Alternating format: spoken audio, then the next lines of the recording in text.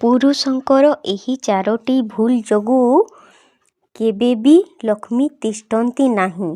ତେବେ କ'ଣ ସେହି ଚାରୋଟି ଭୁଲ ଜାଣିବେ ନାହିଁ କି? ଯଦି ଜାଣିବାକୁ ଚାହୁଁଛନ୍ତି ତ ଭିଡ଼ିଓଟିକୁ ଲାଇକ୍, କମେଣ୍ଟ ଏବଂ ସବସ୍କ୍ରାଇବ୍ କରିଦେବେ।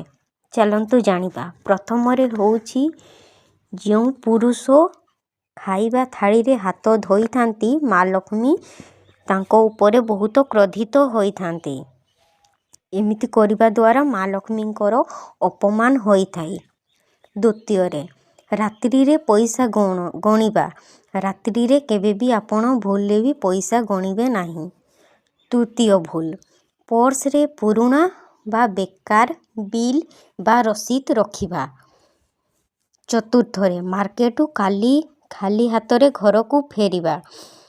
ଏହାଦ୍ୱାରା ମା ଲକ୍ଷ୍ମୀ ରୁଷ୍ଟ ଏବଂ କ୍ରୋଧିତ ହୋଇଥାନ୍ତି। ମାର୍କେଟରୁ ଆପଣ କିଛି ହେଲେ ବି ଜିନିଷ ନେଇକି ଆସନ୍ତୁ, ଖାଲି ହାତରେ ଘରକୁ ଆସନ୍ତୁ ନାହିଁ।